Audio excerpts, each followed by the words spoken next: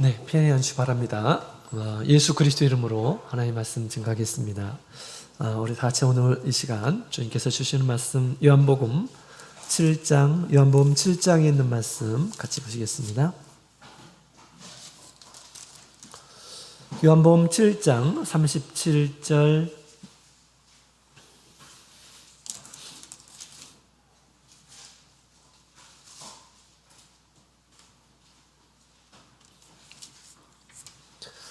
요한복음 7장 37절부터 39절까지 있는 말씀을 같이 읽겠습니다. 시작. 명절 끝날 곧 큰 날에 예수께서 서서 외쳐 가라사대 누구든지 목마르거든 내게로 와서 마시라.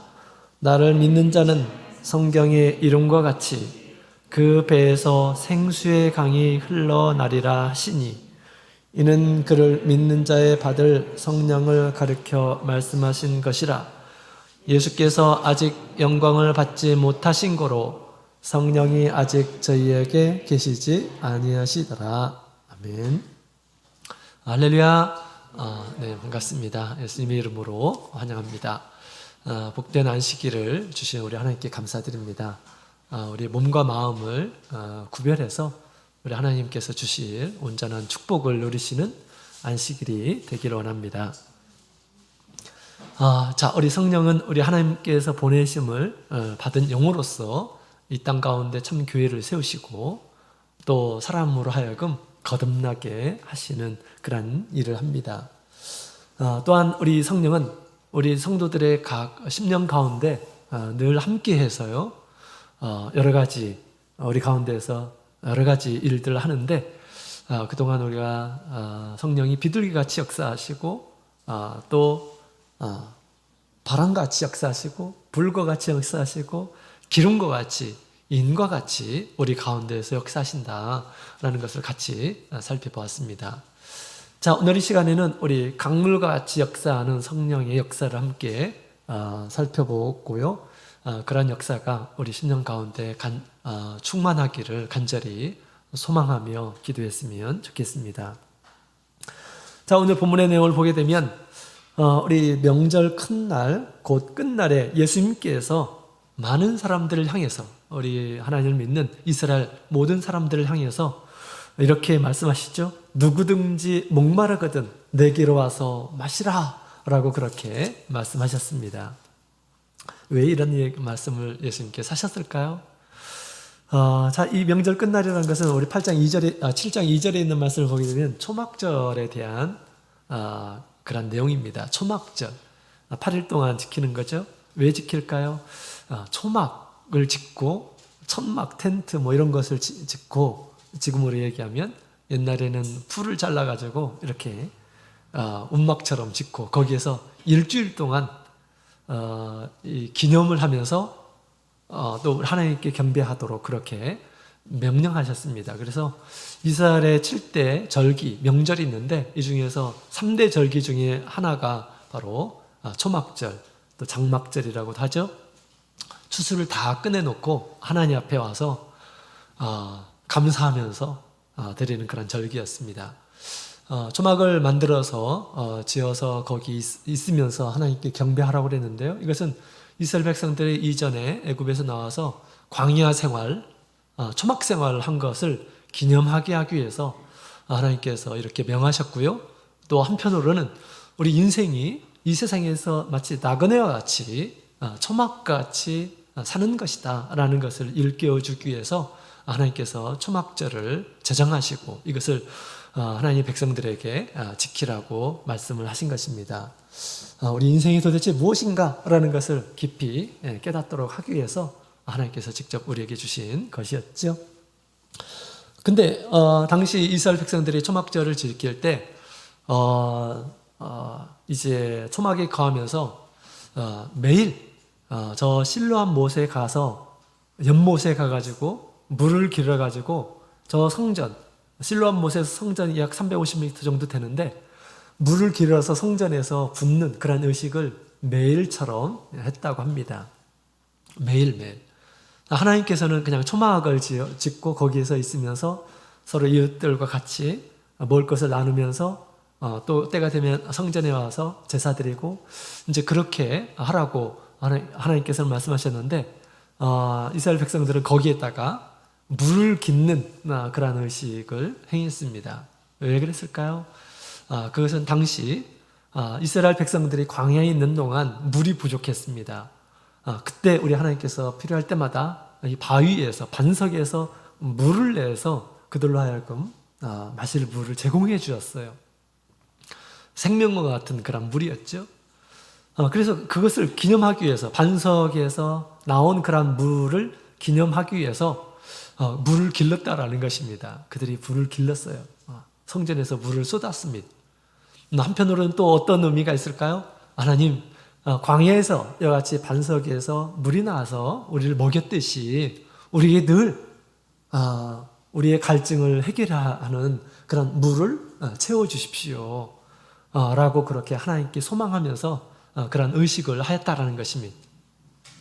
세상에 살아가는 동안 여러 가지 부족함들 하나님께서 아시고 그것들을 좀 해결해 주십시오. 마치 광야에서 물이 나게 한 것처럼 하나님께서 그런 기적으로 늘 우리 삶에 함께 해 주시옵소서. 이렇게 이런 의식을 가졌다라는 것입니다.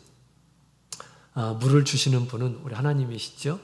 그래서 그런 마음으로 이런 이제 의식을 하게 됐는데 우리 예수님께서 그것을 보시고 예수님께서는 그 이스라엘 백성들에게 그렇게 지금 얘기하는 것입니다. 누구든지 나에게 와서 마시라. 내가 그 물을 제공해 주겠다라고 그렇게 예수님께서 말씀을 하신 것입니다. 성경이 이런 것 같이 그 배에서 생수의 강이 흘러나리라. 나를 믿는 자에게는 이런 일이 벌어질 것이다. 이렇게 말씀하셨는데요. 우리 이사야서 55장에 있는 말씀을 같이 한번 볼까요? 이사야서 55장.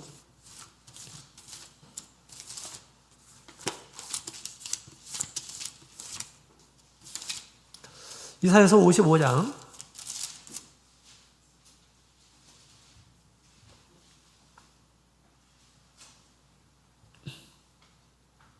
1절부터 4절까지 있는 말씀을 3절까지 있는 말씀을 같이 읽겠습니다. 1절부터 3절 시작. 너희 목마른 자들아 물로 나아오라. 돈 없는 자도 오라. 너희는 와서 사 먹되 돈 없이 값 없이 와서 포도주와 젖을 사라. 너희가 어찌하여 양식 아닌 것을 위하여 은을 달아주며 배부르게 못할 것을 위하여 수고하느냐. 나를 청종하라. 그리하면 너희가 좋은 것을 먹을 것이며 너희 마음이 기름진 것으로 즐거움을 얻으리라. 너희는 귀를 기울이고 내게 나와 들으라. 그리하면 너희 영혼이 살리라. 내가 너희에게 영원한 언약을 세우리니 곧 다윗에게 허락한 확실한 은혜니라. 아멘. 자, 여기 보면 우리 예수님께서 이 말씀을 따라서 이렇게 이스라엘 백성을 향해서 누구든지 내게로 와서 마시라 라고 그렇게 말씀한 것 같습니다. 이건 예언의 말씀이죠. 이사야 55장은 예언의 말씀이에요. 하나님께서 그리스도를 보내어서 그들로 하여금 영혼의 이 갈급함을 해결해 주기 위해서 오실 것이다 라는 것을 얘기해 주고 있습니다. 그래서 내게 오라. 내가 그 물을 주겠다라고 했는데요. 우리 3절에 있는 말씀을 보게 되면 너희는 귀를 기울이고 내게 나와 들으라 라고 그렇게 얘기합니다. 그러면 너희 영혼이 살리라 라고 그렇게 말씀하고 있죠. 이것을 보게 되면 이 물이라고 하는 것은 우리가 실제로 마시는 그런 물을 가리켜서 얘기하는 것이 아니다 라는 것을 알 수가 있습니다. 이 세상에 물이 없어서 사람들이 갈급하나요? 육신의 어떤 갈급함만 있나요? 그렇지 않죠. 우리 영혼의 갈급함이 있는 것입니다. 58장에 있는 말씀 한 절 더 보도록 할까요? 58장 11절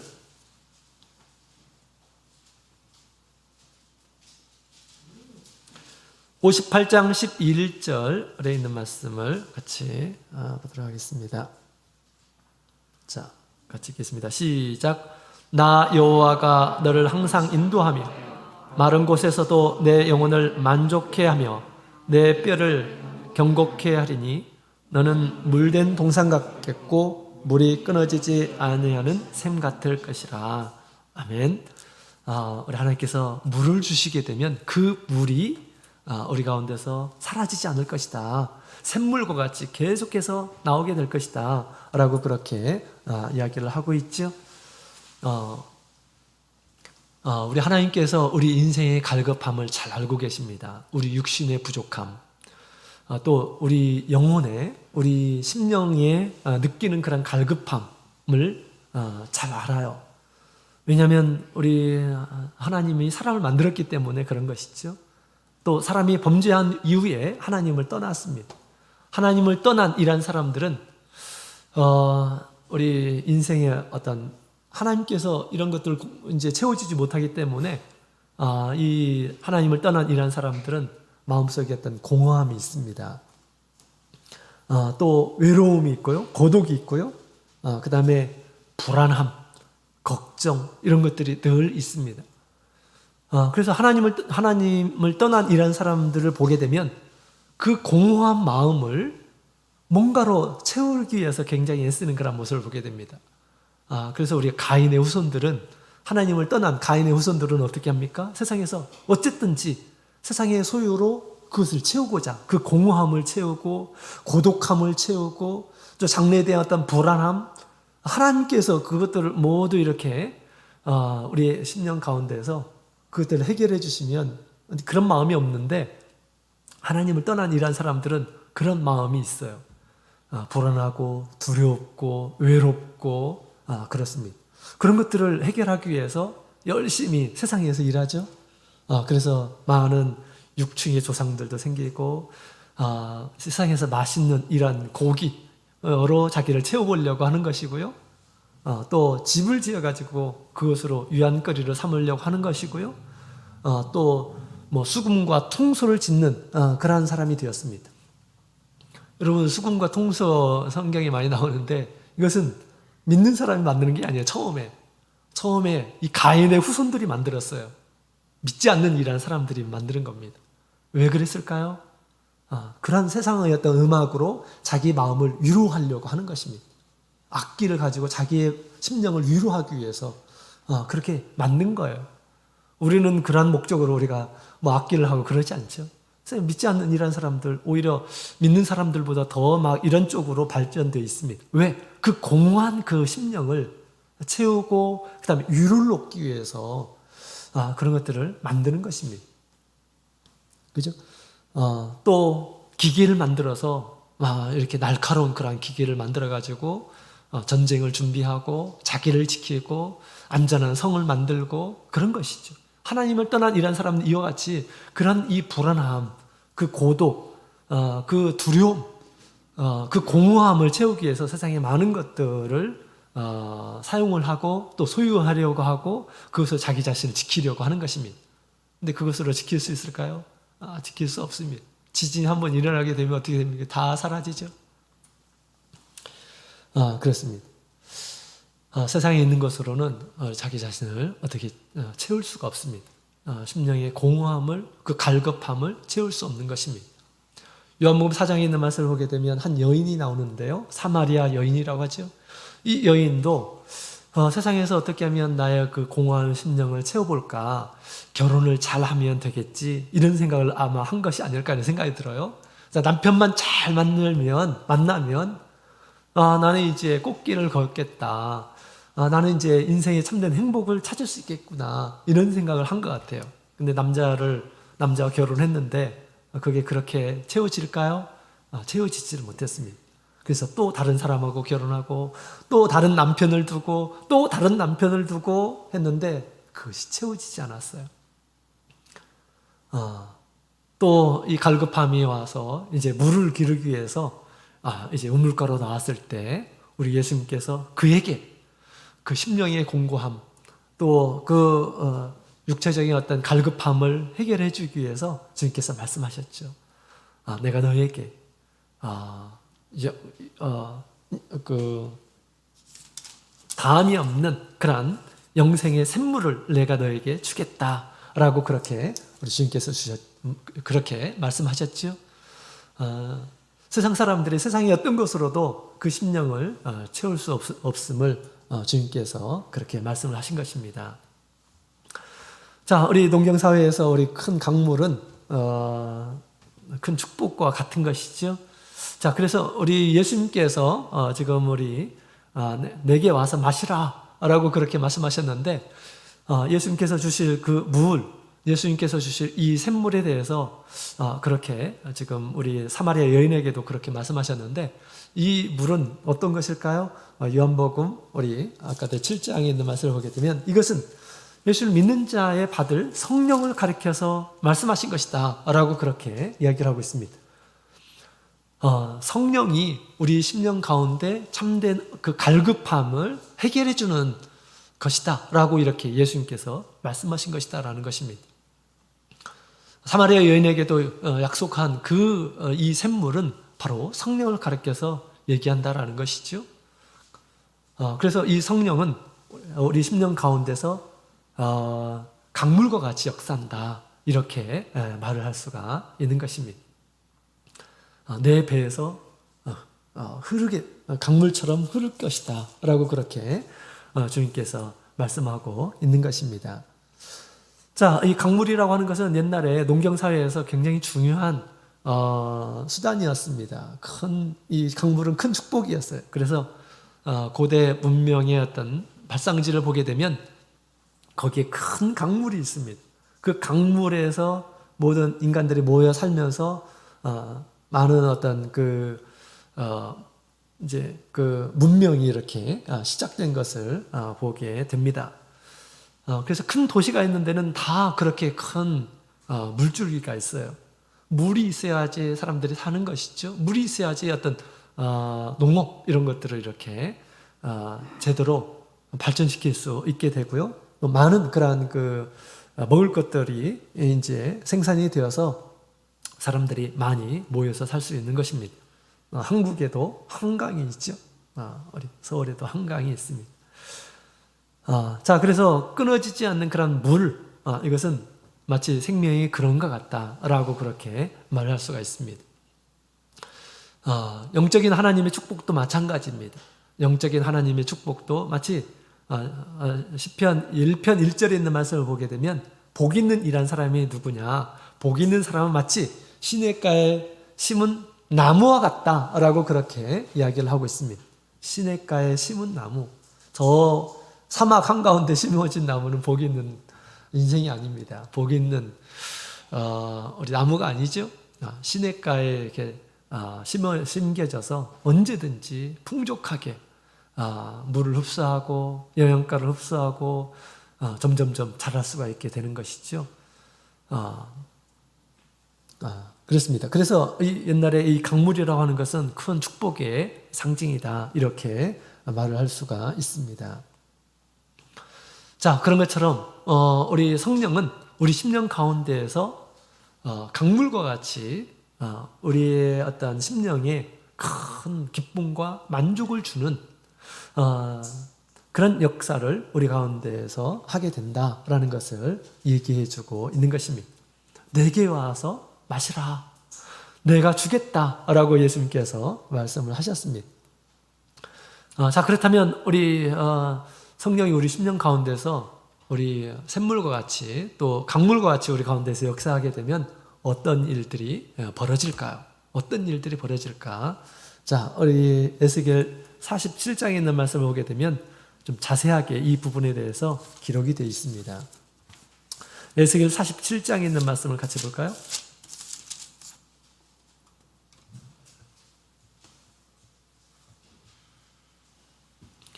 에스겔 47장 우리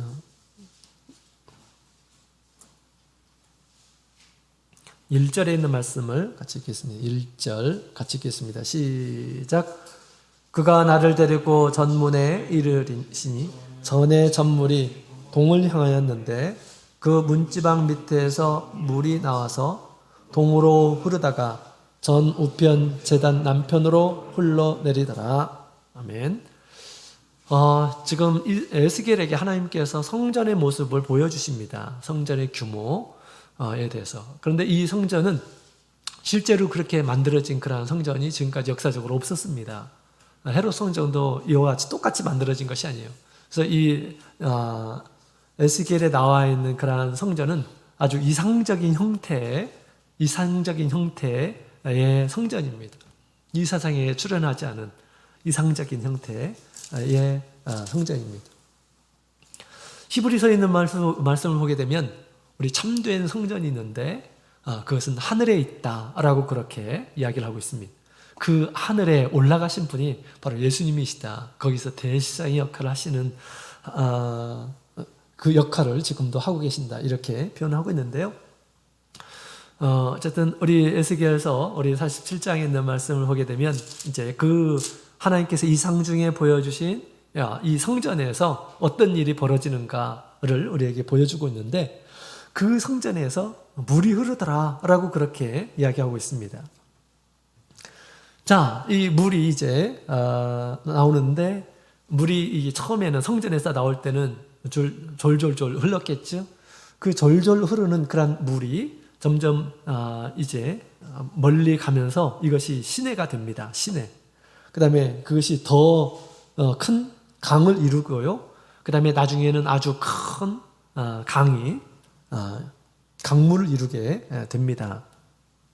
그 강물이 어디로 가느냐? 이 강물이 광야를 거쳐서 이스라엘의 어떤 지형을 보게 되면 예루살렘에서 유다 광야를 거쳐서 그리고 그 다음에 그 사해, 죽음의 바다라고 하죠. 그 사해로 이렇게 흐르게 됩니다. 그래서 그 성전에서 흐르는 그런 물들이 점점점 많아져 가지고 이제 죽음의 바다로 흘러가게 되는데요. 죽음의 바다에 흘러가게 되었을 때 어떤 일들이 이렇게 벌어지는가에 대해서 이제 또 자세하게 그 뒤에 보면 나와 있는데요. 우리 6절부터 8절까지 있는 말씀을 같이 읽어보도록 하겠습니다. 6절부터 8절. 6절부터 8절 같이 읽겠습니다. 시작. 그가 내게 이르시되 인자야 내가 이것을 보았느냐 하시고 나를 인도하여 강가로 돌아가게 하시기로 내가 돌아간즉 강 좌우편에 나무가 심이 많더라. 그가 내게 이르시되 이 물이 동방으로 아라바로 내려가서 바다에 이르리니 이 흘러내리는 물로 그 바다의 물이 소성함을 얻을지라. 아멘. 자, 여기 있는 말씀을 보게 되면 지금 이 물로 인해서 이 광야에 나무가 살지 않는 그런 이 광야에 이제 나무가 생기고 그 다음에 나무에서 열매가 이렇게 이제 맺어지게 됩니다. 그 다음에 우리 그 죽은 물 아라바는 우리 사해를 가리켜서 말을 하는데요. 이 사해가 다시 그 물이 소성함을 얻는다라고 그렇게 이야기를 하고 있습니다. 소성함이라고 하는 것은 고침받다, 또 치료하다라는 그런 뜻입니다. 그래서 죽은 물이 산 바다가 된다라고 그렇게 지금 이야기를 하고 있는 것입니다. 성전에서 내려오는 물이 도대체 뭐길래 그 물이 사해로 이렇게 들어가게 됐을 그 사해마저 광야도 살게 되고 이제 식물들이 살게 되고 또 죽은 그런 바다 사해 가보신 적이 있으신가요? 그냥 생명체들이 살지를 못해요. 너무나 염분이 짜가지고 생명체가 살 수가 없습니다. 근데 그 아라바 그 사해가 소성된다. 생물체들이 사는 그런 이 바다가 된다라고 그렇게 이야기를 하고 있습니다. 자, 이것은 지금 무엇을 얘기하는 것일까요? 자, 이것은 바로 성령이 임하는 곳에 이런 변화가 있다라는 것을 우리에게 가르쳐 주는 것입니다. 성령이 임하는 그런 10년 가운데 어떤 일이 벌어지느냐? 첫 번째로는 죽음에서 살아나게 된다라는 것을 지금 얘기하는 것입니다. 광야 같은 곳이라 하더라도 메마른 그런 광야, 우리가 성경에 보게 되면 우리 하나님을 떠난 그런 심령은 마치 아주 뺏싹 마른 광야 같다라고 그렇게 이야기하고 있습니다. 늘 갈급함을 느낍니다. 하나님을 떠난 그런 인생들은 늘 갈급함을 느껴요. 많은 것을 가졌다 하더라도 그것으로 만족하는 것이 아니라 계속해서 그 갈급함을 채우기 위해서 몸부림을 치는 것입니다. 마치 이것은 광야 같은 것입니다. 광야는 그냥 조그마한 어떤 비로 이 광야가 해결될 수 없는 것입니다. 그죠? 광야. 아주 막 사막과 같은 곳에서 물 조금 온다고 해서 비가 조금 온다고 해서 그게 해결됩니까? 안 되죠. 계속 요구하는 것입니다. 그 메마른 그런 심령을 광야로 이렇게 잘 보여주죠. 그런데 성령이 그 심령 가운데 충만하게 임하게 되었을 때 거기에서 이제 나무가 생겨나게 된다라는 것입니다. 새로운 생명이 탄생하게 된다라는 것을 지금 얘기하고 있는 것입니다. 그 다음에 바다마저 살아나게 된다라고 그렇게 지금 이야기하고 있는 것이죠. 그 고독과 그 다음에 두려움과 그 다음에 공허함과 슬픔과 걱정과 근심으로 가득한 그 심령이 이제 하나님 보시기에 아름다운 그런 심령으로 변화된다라는 것입니다. 거기에는 평안이 있고 기쁨이 있고 희망이 있고 또 생기가 있고 하는 것입니다. 마치 우리 예수님이 없는 그 혼인잔치에 우리 포도주가 모자란 그 곳에 예수님이 없는 그런 곳에는 모자란 그런 포도주로 끝난 것이죠. 그러나 예수님께서 그곳에 계심으로 예수님께서 주는 포도주로 말미암아서 거기에 기쁨이 임한 것처럼 성령이 우리 가운데에서 임하게 되면 그와 같이 우리 심령이 죽음에서 살아남으로 변하게 된다라는 것을 우리에게 가르쳐주고 있습니다. 성령은 우리 가운데서 강물과 같이 역사함을 지금 얘기해주고 있는 것입니다. 우리의 심령은 우리의 눈으로 보이지는 않지만 그러나 하나님께서는 이렇게 우리 마음이 이런 예수님께서 주시는 또 성령의 은혜로 말미암아서 주시는 그런 강물이 필요한 존재임을 우리에게 가르쳐주고 있는 것입니다. 자, 그래서 우리 성령만이 우리 심령을 채우고도 남게 될 것임을 지금 얘기해주고 있는 것이죠. 네, 그렇습니다. 죽음의 어떤 마음, 또 아주 인생의 어떤 큰 고통 가운데에서 치유함을 받고 성령으로 인해서 치유함을 받고 고침을 받고 또 생기를 갖고 그 다음에 이 세상에서 참된 기쁨과 만족을 누리게 하는 것이 무엇이냐? 바로 성령의 큰 은혜임을 우리에게 가르쳐주고 있습니다. 옛날에 제가 한 교회에 이제 부임을 하게 되었습니다.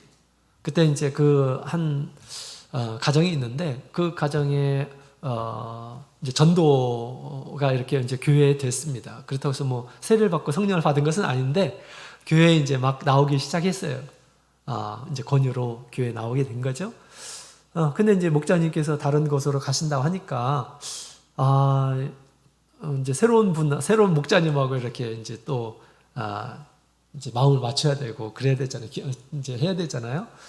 그래서 이분이 조금 실망을 하고 새로 오신 목자님은 도대체 어떤 분이실까? 나에게 관심을 많이 주시는 분일까? 그래서 한번 부임 예배 딱 참여를 하고 내가 계속 다닐까 말까 이제 결정을 하겠다고 이렇게 마음을 잡수셨다고 하더라고요. 나중에 이제 들은 얘기죠. 우리 교회 성도님이 아직 아니셨던 것입니다. 근데 이제 하나님께서 정말 그 자매님 이제 모친이었는데 굉장히 큰 은혜를 이렇게 베풀어 주신 것 같아요. 그분은 옛날에 굉장히 잘 나가는 강남에서 사업을 하시면서 많은 부도 이렇게 누려보셨고, 그 다음에 그 집안에서 물 한 봉을 이렇게 손에 묻히지 않는 그런 생활을 하셨다 하더라고요. 얼마나 부유했으면, 그죠? 근데 이분이 사업을 하다가 완전히 이제 망해가지고 있는 것까지 다 빼앗기고, 그래서 또 이제 남편도 이제 병에 걸리고, 그 다음에 사고를 당하고, 그래가지고 남편도 돌봐야 되는 그런 상황이고, 그 다음에 자녀들도 어떤 아이는 감옥에 가고 막 그런 상황이었어요. 그래가지고 이제 더 이상 이제 어떤 자기의 미래가 보이지 않고, 그래서 죽고 싶은 그런 심정으로 하루하루를 살다가 복음의 이야기를 듣고 나서 그러면 한번 우리 교회 한번 와보자 해가지고 이제 와보신 것입니다. 그러다가 이제 저희 목자님하고 이제 관계를 맺고 이제 있었는데, 이제 새로운 목자님 오신다 하니까 적응을 해야 되는데 이 교회를 계속 가야 되나 말아야 되나 이런 생각을 이렇게 가지고 있었던 차였는데, 근데 그 부임날 이분이 예배에 참여를 하셨습니다. 근데 놀라운 것은 그 부임날 예배 끝나고 나서 기도할 때 이분이 성령을 받으신 것입니다. 성령을 받으셨어요. 하나님께서 그 인생을 붙들어 놓으시기 위해서 하나님께서 성령을 주신 게, 아직 성령을 받지 못한 그런 상태였었습니다. 근데 제가 이제 그날 이제 금요일 날 밤이었는데 이제 예배 끝나고 나서 이제 그 성령의 기도를 조금 해달라고 하더라고요. 그래서 이제 기도를 했습니다. 안수 기도를 했어요. 안수 기도를 하는데 아주 놀라운 일을 이렇게 경험을 했습니다. 지금까지 한 번도 제가 그런 것들을 경험한 적이 없었는데, 안수를 하는데 갑자기 그 모친이 이제 앞에 나와서 이제 기도를 하시는데 굉장히 막 악취가 나는 거예요. 악취가. 그 머리 위에서 막 악취가 나는 겁니다. 완전히 썩은 냄새가 났어요. 너무너무 불쾌했습니다. 제가 지금까지 우리 성도님들 한 번도 그런 적이 없어요. 한 번도 그런 것들을 맡은 적이 없습니다. 근데 막 너무 힘들어가지고 막 안수하는데 괴로울 정도였습니다. 그러고 나서 이제 또 다른 분을 하고 다시 와서 또 그분에게 안수하려고 보는데 이분이 이미 성령을 받고 막 감동을 하고 있는 거예요. 막 기도를 하고 있는 거예요. 그래서 이제 그분은 더 이렇게 조금 했는데, 근데 성령을 받고 나서 악취가 사라지고요. 조금 미세한 그런 향기 같은 향기, 좋은 향기 같은 향기가 이렇게 맡아지더라고요. 그래서 깜짝 놀랐습니다. 근데 그것을 제가 느끼면서 이분의 어떤 지금까지 삶의 어떤 인생에 대해서 느껴지더라고요. 이 냄새로 이것이 느껴지더라고요. 이분이 지금까지 어떻게 살았는지 이런 것이 그 악취로 이렇게 막 느껴졌습니다. 그분이 세상에 있는 것을 가지고 살면서 어떻게 살았을까라는 것이 어느 정도 이렇게 짐작이 되었습니다. 근데 그분이 성령을 받고 나서는 이것이 악취가 아니라 향기로 이렇게 변화되었어요. 이분이 하나님을 만나고 나서 진정으로 기뻐하는 그런 모습을 이렇게 보게 된 것입니다. 그러고 나서 막 이전에는 너무 힘들다 이런 얘기를 했었는데 그 후에는 감사하다. 나는 이제 지금 죽어도 여한이 없다. 이런 말씀을 하시고 그러셨습니다. 그래서 성령을 받고 나서 이같이 인생이 완전히 이렇게 바뀌어지는 이런 모습을 보게 되었습니다. 하나님께서 큰 은혜를 주신 것이죠. 그 인생에게 정말 큰 또 기회를 주신 것이다. 이렇게 생각이 됩니다. 그래서 우리 하나님이 영이 떠난 그런 인생은 마치 빈집과 같은 것입니다. 굉장히 허무하고 공허하고 기쁨이 없고 고독하고 그런 것입니다. 이 세상 어떤 것으로 채울 수 없는 그런 공허함이 있는 것입니다. 솔로몬도 세상에 많은 것을 가지고 막 이걸 채워보려고 했는데 아무것도 이것을 그 심령을 채울 수가 없었습니다.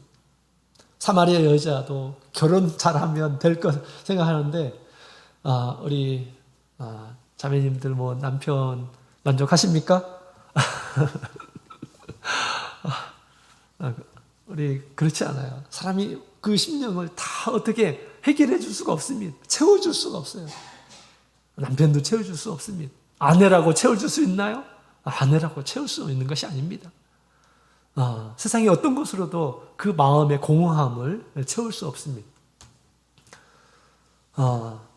그러나 우리 성령만이 그 광야 같은 죽음의 바다와 같은 생명이 없는 그 바다를 채워준다라는 것을 우리에게 가르쳐주고 있습니다. 죽음에서 삶으로 변화된다라는 것을 얘기해주고 있는 것입니다. 자, 이와 같이 우리 성령이 강물같이 우리 가운데서 역사하게 되면, 우리 심령 가운데서 역사하게 되면 우리 심령이 변화됩니다. 그 고독한 그 인생의 쓴맛을 느끼는 가운데서 예수님을 만나게 되면 이제 기쁨으로 바뀌는 것입니다. 또 소망으로 바뀌는 것입니다. 저도 예수님 믿기 전에 세상에 왜 사는 거지 몰랐습니다. 내가 이렇게 가난하게 살 바에는 차라리 먼저 죽고 싶다, 뭐 이런 생각도 들었습니다. 그런데 성령을 받고 나서는 세상이 바뀌어 보였어요. 세상이 바뀌어 보였어요. 그래서 세상은 살아봐야 되는 거다, 이렇게 생각이 들었습니다. 성령께서 우리의 심령을 이렇게 변화시켜 주심을 얘기해 주고 있습니다. 그래서 우리의 세상에서 어떤 쓴맛을 느끼고, 그 다음에 고독함을 느끼고, 그 다음에 공허함을 느낄 때 반드시 이때는 성령이 우리 심령에 지금 강물과 같이 필요한 그런 때다라고 그렇게 우리가 생각을 해야 되겠습니다. 또 그런 갈급함을 느끼는 것은 내가 지금 성령의 은혜가 부족하구나, 모자라구나 라고 그렇게 우리가 생각을 해야 되겠죠.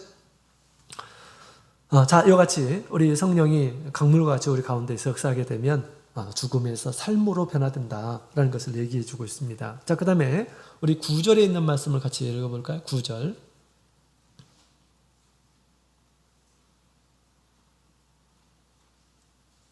네, 9절 같이 읽겠습니다. 9절 같이 읽겠습니다. 시작. 47장에서 47장 9절 시작. 이 강물이 이르는 곳마다 번성하는 모든 생물이 살고 또 고기가 심히 많으리니 이 물이 흘러가며 바닷물이 소성함을 얻겠고 이 강이 이르는 각 처에 모든 것이 살 것이며. 아멘. 자, 여기 보니까 모든 것이 산다라고 그렇게 얘기하겠죠. 땅에 있는 나무가 살고 또 바다에 있는 그런 안에 있는 모든 것들이 살게 된다라고 그렇게 이야기를 하고 있습니다. 이전에 하나님 보시기에는 어떤 열매도 없어 보였습니다. 또 하나님 보시기에 어떤 그 살아있는 움직이는, 하나님 보시기에 그런 것입니다. 살아있는 것이 없는 거예요. 그래서 우리 하나님을 떠난 인생은 죄와 허물로 죽은 심령이다라고 그렇게 성경은 표현하고 있죠. 죽은 생명은 그냥 이 세상에서 살아가는데 어떤 하나님의 뜻을, 하나님의 거룩하고 선하고 기뻐하시는 그런 삶을 사는 것이 아니라 그냥 육체의 어떤 욕심에 이끌려서 그냥 사는 그런 모습이에요. 이런 모습들은 하나님 보시기에 다 죽어있는 그런 모습이다라는 것입니다. 우리 하나님의 나라의 진정한 하나님의 나라는 우리 가운데서 우리 성령 안에서 의와 평강과 희락이라고 그렇게 성경은 얘기하고 있죠. 하나님의 나라가 진정으로 이루어지게 되면 하나님께서 기뻐하시는 것은 우리가 어떤 상태에 있든지 평강을 누리고요, 또 의의 삶을 살고요, 그 다음에 희락을 누리는 것입니다. 이게 하나님의 나라에서 주어지는, 성령 안에서 우리 심령 가운데서 주어지는 그런 마음입니다. 그래서 우리가 옛날에는 하나님 보시기에 아무것도 아닌 그런 인생이었는데 우리 성령이 우리 가운데 임하게 되면 하나님께서 기뻐하시는 그런 삶을 살게 될 것임을 얘기해 주고 있습니다. 하나님께 열매를 드리고 하나님께 고기를 드리고 하는 것처럼 그런 인생으로 변화된다라는 것을 얘기해 주고 있어요. 우리 오네시모도 예수를 만나기 전에는 아주 무익한 일한 사람이었어요. 주인에게 무익한 일한 사람, 세상 사람들에게 무익한 일한 사람. 그가 빌레몬의 종이었었는데 그 빌레몬이 집에 있는 것을 훔치고 도망치는 일한 사람이었습니다. 아주 무익한 일한 사람이죠. 그죠? 자기의 본분을 잊고 사는 일한 사람이었습니다. 그러나 예수를 만나고 나서, 바울사도를 통해서 예수를 만나고 나서 그가 새로운 삶을 이렇게 살아가게 됩니다. 바울 사도가 얘기하기를 그는 이제 유익한, 복음 안에서 유익한 자가 되었다라고 그렇게 이야기합니다. 사람들이 보기에, 하나님 믿는 이란 사람들이 보기에 유익한 사람으로 변화된 거예요. 나무가 아무런 열매 맺지 않는 그런 나무가 아니라 열매를 맺는 그런 나무로 변화되었다라고 그렇게 얘기해 주고 있는 것입니다. 자, 그래서 모든 것들이 이제 살아나게 될 것이다 라는 것을 지금 얘기해 주고 있죠. 우리 안에 하나님을 기쁘시게 할 만한 이런 것들이 살아나는 그런 사람이 되어야 하겠습니다. 하나님께서 우리를 만드셨는데 우리 하나님 앞에서 살아나는 그런 모습을 보여야 되겠죠. 하나님 앞에서 죽어있는 그런 모습, 세상에는 살아있는 모습, 이런 모습 가져서는 안 되죠. 하나님을 향해서 우리가 세상에 있는 이런 꽃들도요, 태양을 향해서, 자기를 만드는 하나님을 향해서, 하늘을 향해서 아름다운 그런 모습을 보여주고 있는 것입니다. 그런 것처럼 우리를 만드신 하나님 앞에서 내가 어떻게 하면 하나님 모시기 기쁨의 삶을 살아갈 것인가 라고 생각하면서 살아가는 것이 우리 인생의 진정한 모습입니다. 의미 있는 그런 삶의 모습입니다. 우리는 죽으면 다 하나님께 가잖아요. 그죠? 자, 그런 생각을 우리가 해야겠습니다. 자, 그 다음에 우리 10절에 있는 말씀을 보게 되면 10절 같이 읽어볼까요? 시작. 또 이 강가에 어부가 설 것이니 엔게디에서부터 에네글라임까지 금을 치는 곳이 될 것이라. 그 고기가 각기 종류를 따라 큰 바다의 고기가 심이 많으려니와. 아멘.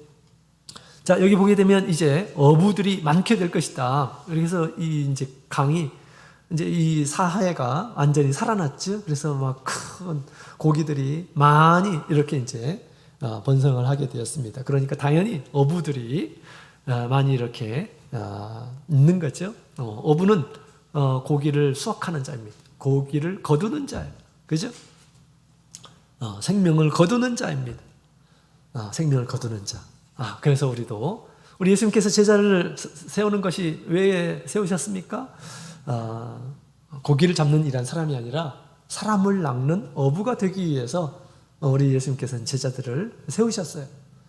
그들을 통해서 이제 죽은 일한 사람들을 살려서 하나님 앞에 드리도록 하기 위해서 예수님께서는 제자들을 세운 것이죠.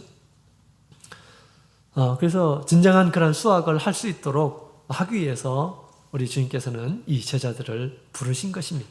세상에서 믿지 않는 일을 한 사람들과 똑같이 세상에 있는 것으로 만족을 누리려고 하는 것이 아니고 정말 참된 수확이 무엇입니까? 우리 영혼을 거두는 거예요. 하나님께서 뿌리는 그런 사람들을 이제 하나님께로 돌려드리는 것, 이것이 우리가 해야 할 진정한 일이죠. 가장 보람스러운 그러한 일입니다.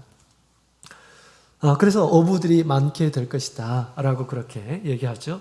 그래서 오순절날 성령 강림 후에 많은 제자들이 주님의 성령의 은사를 듬뿍 받고 담대하게 주님을 증거함으로 가는 곳마다 또 교회가 세워지고 영혼을 수확하는 일들이 많이 벌어지게 됩니다. 이전에는 완전히 죽어있는 그런 땅이었어요. 하나님 보시기에 죽어있는 광야였고 죽어있는 바다였고 그랬습니다. 그러나 이제 복음을 가지고 우리 제자들이 가는 곳마다 마치 그것이 강물이 되어서 다시 살아나는, 하나님 앞에서 살아나는 영혼의 수확을 거두는 그런 것이 되었다라는 것을 우리에게 가르쳐주고 있는 것입니다. 그처럼 우리 한국 땅에도 이렇게 복음이 들어왔고요. 이 강물이 되어서 이곳저곳에 이렇게 흘러서 이제 우리 참교회가 세워지게 된 것입니다. 지금까지 이렇게 흐르듯이 이런 강물이 우리를 통해서 더 널리 이 하나님의 나라가 확정되도록 또 더 많은 이런 사람들이 살아나도록 이 일에 우리가 힘을 써야 하겠습니다. 자, 우리 성령이 강물과 같이 우리 가운데서 역사하게 되면 이런 일들이 벌어질 것이다 라는 것을 얘기해 주고 있습니다. 첫 번째는 우리의 심령 가운데 그렇게 흘러야 돼요. 조그마한 그냥 시내로 흐르는 것이 아니라 우리의 심령이 완전히 덮고 흘러 넘치는 강물과 같이, 그 강물과 같이, 어떤 것도 거스릴 수 없는 강물과 같이 우리 가운데서 흘러 넘쳐야 됩니다. 강물같이 흘러 넘치지 않을 때는 에스겔이 어떻게 됐습니까? 자기 마음대로 처음에는 발목에 올랐죠. 그 물이 처음에는 그랬습니다. 그 다음에 무릎에 오르고 허리에 오르고 그랬습니다. 우리 하나님께서 성령을 통해서 우리 각 사람의 심령에 주시는 성령의 그런 깊이도 어떤 사람은 얕고 어떤 사람은 중간 정도 됐고 어떤 사람은 점점점 깊어져서 처음에는 성령을 받고 나서 내 마음대로 할 수가 있습니다. 내 의지대로 그렇게 살 수가 있어요. 그러나 성령이 점점점 우리 가운데서 강해지고 하나님의 역사를 우리가 체험을 하고 또 하나님의 뜻이 깨달아지고 그렇다면 우리가 결코 거부할 수가 없게 됩니다. 또 성령의 역사를 거절할 수가 없는 것입니다. 성령이 인도하시는 대로 우리가 살아가게 되는 것이죠. 뿐만 아니라 이거 억지로 그런 것이 아니고 우리 가운데 있는 큰 기쁨과 희열로 말미암아서 하나님의 뜻을 기쁨으로 수행하게 되는 것입니다. 만족감, 그 하나님의 은혜를 느끼면서 그 일들을 하는 것이죠. 그래서 우리 심령 가운데 강물과 같이 역사해야겠습니다. 또 우리 교회 가운데 우리 성령이 강물과 같이 역사하도록 우리가 힘써 노력해야겠습니다.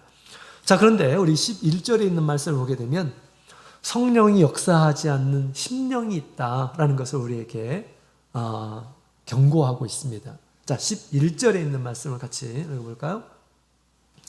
11절, 12절까지 있는 말씀을 같이 읽겠습니다. 시작. 그 짐벌과 갯벌은 소성되지 못하고 소금 땅이 될 것이며 강 좌우 가에는 각종 먹을 실과 나무가 자라서 그 잎이 시들지 아니하며 실과가 끝이지 아니하고 달마다 새 실과를 맺으리니 그 물이 성소로 말미암아 나옴이라. 그 실과는 먹을 만하고 그 잎사귀는 약재료가 되리라. 아멘. 자, 이 강물이 임하는 곳에는 이게 우리가 사람이 보기에도 너무 아름답게 지금 묘사되고 있죠. 먹을 실과들이 막 수확이 되고 그 다음에 그 잎사귀도 모든 것들이 다 아름답게 또 은혜롭게 이제 펼쳐지게 될 것이다. 이렇게 얘기해주고 있습니다. 그러나 유독 우리 11절에 보면 진펄과 개펄은 소성되지 못한다라고 그렇게 얘기하고 있습니다. 살아나지 않는, 아무리 강물이 흐른다 하더라도 살아나지 않는 땅이 있다라고 그렇게 얘기하고 있습니다.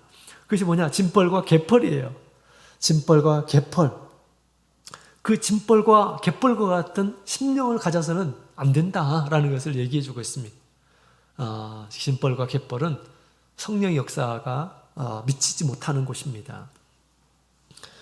진펄과 갯벌은 비슷한 뜻인데요. 우리 진펄이라고 하는 것은 진흙수렁이라는 뜻입니다. 땅이 질어가지고 질퍽이는 곳이 있죠. 좀 가물어도 항상 질퍽이는 곳이 있습니다.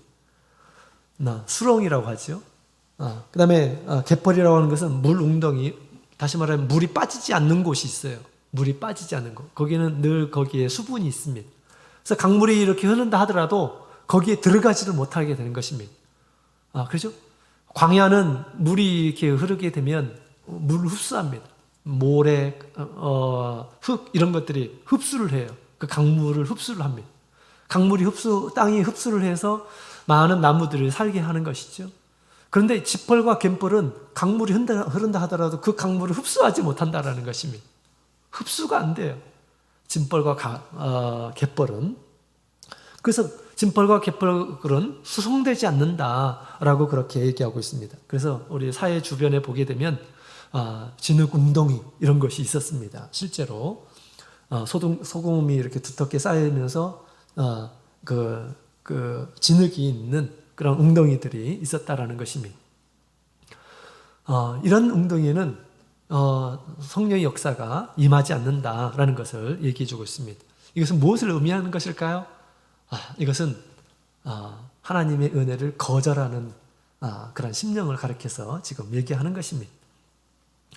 진리의 말씀을 받아들이지 않는 그런 마음, 또 진리를 들었다 하더라도 그것을 옛날에 있는 자기의 것을 버리지 못하는 그런 심령이에요. 하나님 보시기에 악하고 더럽고 하나님께서 이런 것들을 깨끗하게 해주시는데 그런 것들을 계속해서 고집스럽게 가지고 있는 그런 심령이 바로 짐벌과 같은 그런 심령이다. 옛날에 좋지 못한 것들을 계속해서 가지고 있는 것은 아무리 우리가 좋은 말씀을 듣고 진리의 말씀을 듣는다 하더라도 그 옛날에 있는 그 잘못된 것들을 고집스럽게 가지고 있으면 결코 변화되지 않는다라는 것입니다. 하나님의 은혜를 소유할 수 없다라는 것입니다. 하나님께서 이런 것들이 잘못된 것이라고 한다면 알려주시면 이런 것들을 조금씩 버려야 돼요. 조금씩 버려야 됩니다. 하나님께서 기뻐하시는 것을 조금씩 흡수를 해야 돼요. 그런 이 심령 가운데 성령이 강물과 같이 역사해서 우리로 하여금 새롭게 변화되는 이런 일들을 우리 가운데서 주신다라는 것을 얘기해 주고 있습니다. 마치 우리 부자 청년의 이야기, 예수님께 나왔던 이 부자 청년이 있었죠. 어떻게 하면 영생을 얻을 수 있습니까? 예수님, 선한 선생님 이렇게 하면서 예수님께 나왔어요. 그래서 예수님께서 알려주셨어요. 근데 예수님께서 알려주셨음에도 불구하고 그것을 실행하지 못하고 되돌아갔어요. 왜 그랬을까요? 그가 부자였기 때문에. 그 세상의 어떤 소유, 이것을 버리고 나를 쫓으라 라고 했는데 버릴 수가 없었습니다. 버릴 수가 없었어요. 그래서 옛날 모습으로 다시 돌아가는 그런 모습, 예수님의 은혜를 온전히 얻지 못하는 이런 모습을 보게 됩니다.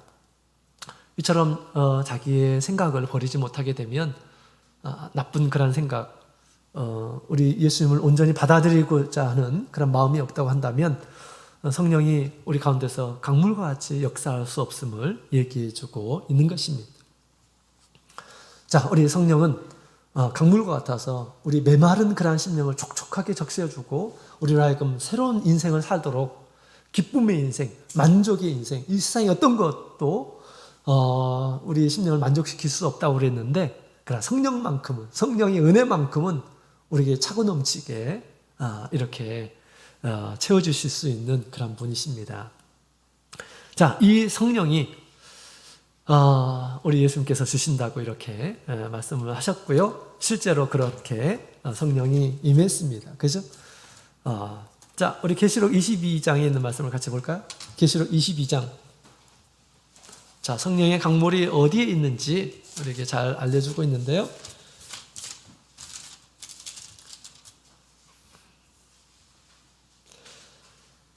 계시록 22장 우리 1절, 2절에 있는 말씀, 계시록 22장 1절, 2절 같이 읽겠습니다. 시작. 또 저가 수정같이 맑은 생명수의 강을 내게 보이니 하나님과 및 어린 양의 보호자로부터 나서 길 가운데로 흐르더라. 강 좌우에 생명나무가 있어 12가지 실과를 맺히되 달마다 그 실과를 맺히고 그 나무 잎사귀들은 만국을 수생하기 위하여 있더라. 아멘. 자, 이 말씀은 우리 에스겔에 있는 말씀과 비슷한 그런 말씀이 있죠. 자, 지금 생명수가 흘러나오는 그런 물을 보게 됩니다. 이 물은 하나님과 어린 양의 보호자로부터 나오더라라고 그렇게 이야기하고 있죠. 근데 지금 이것은 무엇을 얘기하는 것일까요? 지금 21장의 내용을 잘 보게 되면 거룩한 성 새 예루살렘에 대해서 얘기하고 있습니다. 그 새 예루살렘에서 생명수의 강이 흘러나리라, 나오더라라고 그렇게 이야기를 하고 있습니다. 그렇다면 이 거룩한 성 새 예루살렘은 어디일까요? 여러분, 거룩한 성 새 예루살렘은 말세의 참 교회를 가리켜서 얘기하고 있는 것입니다. 다음에 시간이 되면 말씀을 드리겠지만 이 교회는 하늘에 있는 거룩한 성 새 예루살렘이다 라고 우리 히브리서 12장에 보면 그렇게 표현하고 있죠. 참 교회가 완성된 그런 모습을 우리에게 지금 요한계시록 21장, 22장을 통해서 우리에게 잘 보여주고 있습니다. 당연히 그렇습니다. 교회 가운데 있어. 왜? 교회는 예수 그리스도의 몸이다 라고 그렇게 주님께서 말씀하시죠. 예수님으로부터 물이 나오는 것입니다. 생명수가 나오는 것이에요. 성령의 그 강물이 흘러나는 것입니다. 그 생명의 강물을 생명수를 얻는 자들은 어떤 은혜에 임하는지 우리 21장 4절에 있는 말씀을 같이 볼까요?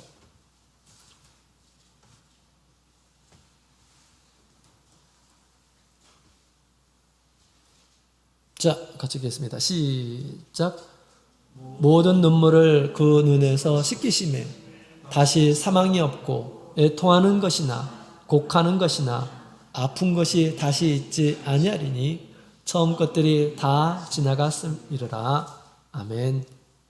자, 여기 보게 되면 이 거룩한 성 새 예루살렘의 어떤 광경을 얘기해 주고 있어요. 이건 영원한 천국에 가서 누리는 것이 아니고요. 거룩한 성 새 예루살렘에서 하나님과 친히 사귀는 가운데서 이런 일들이 벌어지게 된다라고 그렇게 얘기합니다. 모든 눈물이 우리에게서 사라지게 될 것이다.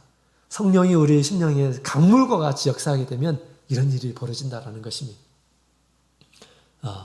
눈물이 씻어져요. 하나님께서 함께 하신다라는 것이 느껴지게 될 때 그 눈물이 인생의 어떤 눈물 이것이 사라지게 될 것입니다. 또 사망이 없다라고 그렇게 얘기합니다. 사망도 능히 극복하게 됩니다. 성령의 충만한 가운데서 사망이 두렵지 않아요. 예수님께서 그렇게 말씀하셨죠. 나는 길이요 진리요 생명이다. 날 믿는 자는 죽어도 살겠고 라고 그렇게 얘기합니다. 죽음이 두렵지 않아요. 사망이 나를 죽이지 못합니다. 그렇죠? 그래서 우리가 믿음이 좋으신 우리 성도님들은 돌아가실 때 사망을 전혀 두려워하지 않는 그런 모습들을 보게 됩니다. 또 애통하는 것이나 곡하는 것이나 아픈 것이 다시 있지 않다라고 그렇게 얘기하고 있습니다. 성령이 우리 가운데서 그렇게 크게 우리 가운데서 역사하게 되면 우리 인생에 있는 모든 갈급함, 또 고통, 무서움 이런 것들이 다 해결될 것이다 라고 그렇게 이야기를 하고 있습니다. 우리 하나님으로 인해서 온전한 은혜를 누리게 될 것임을 얘기해 주고 있습니다. 이런 은혜는 우리가 계속해서 누려야 됩니다. 계속해서 이 강물이 흐르도록 우리가 간절하게 사모하면서 기도해야 되겠습니다. 우리가 성령을 한 번 받았다고 해서 우리 심령 가운데서 성령이 강물과 같이 역사하나요? 그렇지 않습니다. 처음에는 가느다란 줄기처럼 역사하는 거예요. 그 다음에 점점점 늘어나게 되면 시내와 같이, 그 다음에 냇물과 같이, 강과 같이, 그 다음에 마지막에 큰 강과 같이 흐르게 되는 것입니다.